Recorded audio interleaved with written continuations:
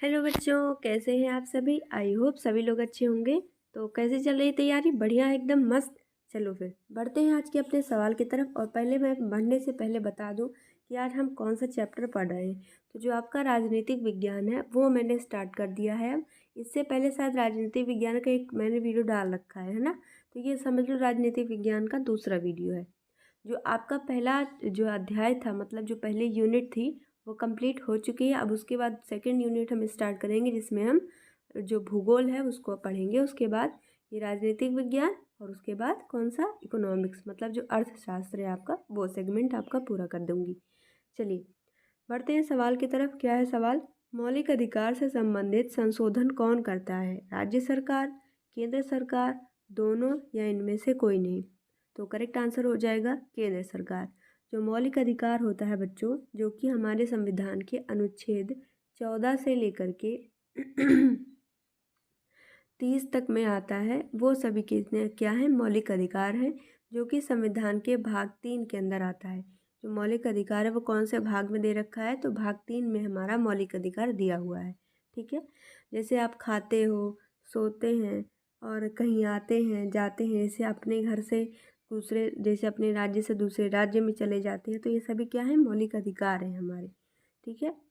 और सुबह देर से उठते हो, पढ़ाई नहीं करते हो, ये सब तुम्हारे मौलिक अधिकार है ना। अपने मौलिक अधिकार का अच्छे से यूज़ करो, उसके बाद मम्मी कुटाई करेंगी।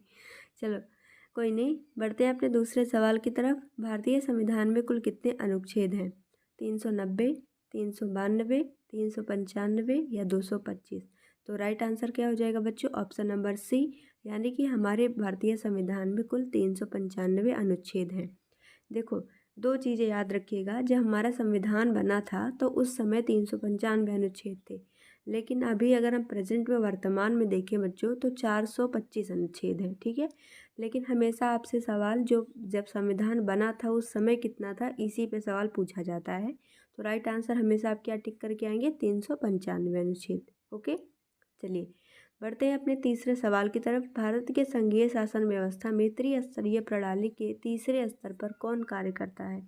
जो संघीय शासन व्यवस्था है उसमें 3 प्रणाली होती है, 3 स्तर की। तो पूछा गया उस 3 स्तर की प्रणाली में सबसे नीचे, यानी कि सबसे तीसरे वाले स्तर पर कौन कार्य करता है? पंचायत, नगर निगम, नगर निकाय, या फिर ये सभी? राइट आंसर क्या हो जाएगा? ये सभी। अब देखो, मैंने एक फ्लो चार्ट यहाँ पे बना दिया है, जिससे मैंने आपको समझा दूंगी कि जो संघीय शासन व्यवस्था है वो कैसी है। सबसे ऊपर देखो, सबसे नीचे आता है क्षेत्र पंचायत। ठीक है। उसके ऊपर आता है क्या, नगर निगम, या फिर जो भी है। उसके ऊपर ब्लॉक जिसे हम कहते हैं। उसके ऊपर क्या आता है? जिला पंचायत। ठीक है। तो ये 3 स्तर के क्षेत्र होते हैं, आप याद रखिएगा। तो आपसे इसमें से तीसरा पूछा गया था, तो आपने आंसर क्या कर दिया? नगर पंचायत, सॉरी नगर पंचायत या नगर निगम या पंचायत। ठीक है। चलिए बढ़ेंगे अपने अगले सवाल की तरफ। भारतीय संविधान में कुल कितने भाग हैं? 22, 24, 26 या 25? इसमें तो 26 ज़्यादा बड़ा दिखाई दे रहा है ना, यही हो सकता है आंसर। नहीं, राइट आंसर क्या हो जाएगा? कुल हमारे संविधान में 22 भाग हैं। अब यहाँ पे भी 2 सवाल आपके बनते हैं। जब अनुच्छेद बना था तब तो 22 थे, लेकिन अभी प्रेजेंट में, वर्तमान में आप देखोगे तो 25 भाग हैं। लेकिन आप राइट आंसर क्या करके आएंगे? हमेशा 22। क्यों?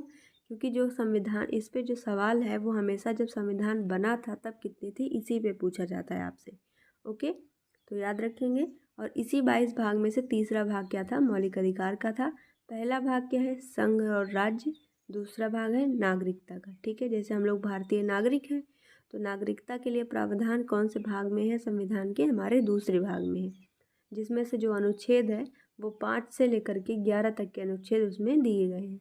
चलो आगे बढ़ेंगे। क्वेश्चन नंबर 5, संविधान के मौलिक प्रावधानों को संशोधन करने के लिए प्राधिकृत है राज्य सरकार, केंद्र सरकार, मतलब संघ सरकार को ही केंद्र सरकार कहा जाता है। ठीक है। उपरोक्त दोनों या इनमें से कोई नहीं? संविधान के मौलिक प्रावधानों को संशोधन के लिए प्राधिकृत है कौन? केंद्र सरकार, राज्य सरकार, या दोनों? तो राइट आंसर हो जाएगा दोनों, यानी कि ऑप्शन नंबर सी हमारा इस क्वेश्चन का सही आंसर बनेगा। अब देखो, जो ये है इसको हम कहते हैं समवर्ती सूची। जो भी देखो, 3 सूचियाँ हमारे संविधान में है। एक तो होती है केंद्र सूची, एक होती है राज्य सूची, एक होती है समवर्ती सूची। तो इन तीनों अलग अलग सूचियों में जैसे अगर केंद्र सूची के अंदर जो विषय आते हैं उनमें जो है देखो आ भी गया उसी पे सवाल, लेकिन पहले मैं समझा दूँ। तो जो केंद्र सरकार होता है उसमें जो केंद्र सूची के अंदर जितने विषय आएंगे उस पर केंद्र सरकार अपना जो शासन है वो बनाती है। लेकिन अगर कहें जो राज्य सूची है उसके अंदर जितने विषय आते हैं उस पर जो कानून है वो हमेशा राज्य सरकार बनाती है। लेकिन जो समवर्ती सूची होती है उस पर केंद्र सरकार और राज्य सरकार दोनों मिलकर कानून बनाते हैं। ठीक है, तो उसी के ऊपर एक सवाल है, देखते छठा सवाल क्या है। निम्न में से राज्य सूची के अंतर्गत आने वाले विषय हैं। अब देखो विषय का नाम आपको याद रखना, कुछ इंपॉर्टेंट है वो मैं आपको बता दूं कि सिर्फ वही आपको याद रखना है। वैसे तो बहुत सारे हैं, याद नहीं होंगे, कुछ जो महत्वपूर्ण है वो आपको मैं एक लिस्ट प्रोवाइड कर दूंगी, उसमें आपको दे दूंगी। ठीक है, चलिए तो इसमें देखिए थे हाँ ऑप्शन वाणिज्य व सरकार व्यापार, कृषि एवं सिंचाई, पुलिस या उपरोक्त सभी। राइट आंसर हो जाएगा ऑप्शन डी उपरोक्त सभी। ये सभी राज्य सूची के अंतर्गत आने वाले विषय हैं। लेकिन इसमें एक अपवाद है जो आपने देखा, पुलिस वो राज्य सरकार के अंदर आता है, लेकिन जो दिल्ली के अंदर पुलिस काम करती है वो केंद्र सरकार के अंतर्गत आती है। ठीक है, दिल्ली क्या है, केंद्र शासित प्रदेश है। ओके, तो इस पर आपसे सवाल पूछा जा सकता है, कंफ्यूज मत होइएगा, इसलिए मैंने आपको पहले ही सारी चीज़ें बता दी हैं ताकि आप कंफ्यूज बिल्कुल भी ना हो। मेरे रहते आपको कन्फ्यूज़न हो ऐसा तो हो ही नहीं सकता। चलो फिर सातवें सवाल की तरफ बढ़ते हैं। भारत में कुल कितने संघीय राज्य हैं, 27, 28, 29 या 70? 70 तो नहीं होगा मैम, इतना बड़ा हमारा देश नहीं है तो राइट आंसर क्या हो जाएगा, आपके सिलेबस में जो लिखा हुआ है किताब में वो 29 है, लेकिन राइट आंसर होगा 28। क्यों, क्योंकि इसमें चेंजेस हमेशा होते रहते हैं। जब बुक प्रिंट हुई है तब उस समय 29 राज्य थे, लेकिन उसके बाद जो है आपके 28 राज्य हैं। ठीक है, अभी प्रेजेंट में वर्तमान में देखोगे तो 28 राज्य और 8 केंद्र शासित प्रदेश हैं। तो हो सकता है केंद्र शासित प्रदेश का नाम ही पूछा जाए, मतलब संख्या पूछी जाए, तो याद रखिएगा 8 केंद्र शासित प्रदेश और 28 राज्य। चलिए बढ़ेंगे अपने अगले सवाल की तरफ। क्वेश्चन नंबर 8 हमारे सामने आ चुका है। भारतीय संविधान में हिंदी के अतिरिक्त कितनी अन्य भाषाओं को अनुसूचित भाषा का दर्जा दिया गया है? अब देखो जैसे आपने समझा कि भारतीय संविधान में भाग होते हैं, ठीक है, अनुच्छेद होते हैं, वैसे ही क्या होती हैं बच्चों, उसमें अनुसूचियाँ होती हैं। तो हमारे संविधान में 12 अनुसूचियाँ हैं। 12 अनुसूचियों में जो 8वें नंबर की अनुसूची है उसमें सभी भाषाओं को रखा गया है। ठीक है, तो पूछा गया है कि संविधान में हिंदी के अतिरिक्त कितनी अन्य भाषाओं को अनुसूचित भाषा का दर्जा दिया गया है। तो जो 8वें अनुसूची है उसमें जितनी भाषाएं हैं वो सभी क्या अनुसूचित भाषाएं हैं। तो राइट आंसर हो जाएगा 21। टोटल 22 भाषा है, लेकिन पूछा गया हिंदी के अलावा, एक तो उसने पहले ही निकाल दिया है हिंदी, तो बाकी कितने बच गए 21। 22 भी ऑप्शन में है, 21 भी ऑप्शन में है, लेकिन यहाँ पे आपको कन्फ्यूज़न हो सकती है। तो राइट आंसर हमेशा याद रखिएगा, टोटल 22 है, उसने पूछा हिंदी के अलावा, तो एक उसने निकाल दिया, बाकी कितने बच गए 21। ठीक है, राइट आंसर होगा 21, 22 आंसर नहीं होगा सॉरी। चलिए बढ़ते हैं अपने अगले सवाल की तरफ। भारतीय संविधान द्वारा किस राज्य को विशेष स्थिति प्राप्त राज्य का दर्जा दिया गया है? ऑप्शन है जम्मू कश्मीर, उत्तराखंड, हिमाचल प्रदेश या नागालैंड। राइट आंसर क्या हो जाएगा इसमें, जम्मू कश्मीर। अब देखो सवाल ये जो बनाया गया है आपकी बुक का, ये है तब का जब जो है 29 राज्य हुआ करते थे जिसमें जम्मू कश्मीर शामिल था। लेकिन अब तब पहले जो है जम्मू कश्मीर और लद्दाख दोनों एक ही साथ थे ना। अब जो वो दोनों क्या थे, एक ही थे और राज्य का दर्जा दिया गया था तब। लेकिन अभी इसको क्या है जो है केंद्र शासित प्रदेश का दर्जा दिया गया है जम्मू कश्मीर को। तो ये अब राज्य तो है नहीं, लेकिन इस पे ऊपर सवाल बना है तो आंसर यही हो जाएगा।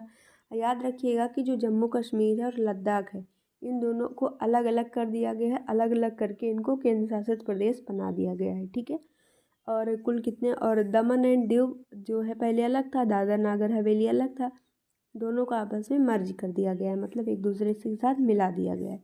अब ये पहले दो थे अब एक हो चुके हैं। ठीक है, चलिए बढ़ेंगे अपने आज के लास्ट क्वेश्चन की तरफ। निम्नलिखित में से समवर्ती सूची से संबंधित है, शिक्षा, वन, मजदूर संघ या ये सभी? तो राइट आंसर होगा ये सभी। अब देखिए ये लिखा है समवर्ती सूची, मतलब इसमें इसके अंदर जितने विषय होंगे वो क्या होंगे, किसके अंतर्गत आएंगे, जो है केंद्र और राज्य सरकार दोनों मिल के उस पर कानून बनाएंगे। अब देखो शिक्षा एक लिखा हुआ है, तो देखो अभी नेशनल एजुकेशन पॉलिसी एनसीईआरटी लागू करना ये सभी आया था ना, तो केंद्र सरकार ने तो लॉन्च किया लेकिन राज्य सरकार उसको लागू कर रही है ना, दोनों ने मिलके उस पे कानून बनाया, तो ये शिक्षा इसी के अंतर्गत आती है। ठीक है, तो आई होप आपको लोग को सारी सवाल समझ में आए होंगे।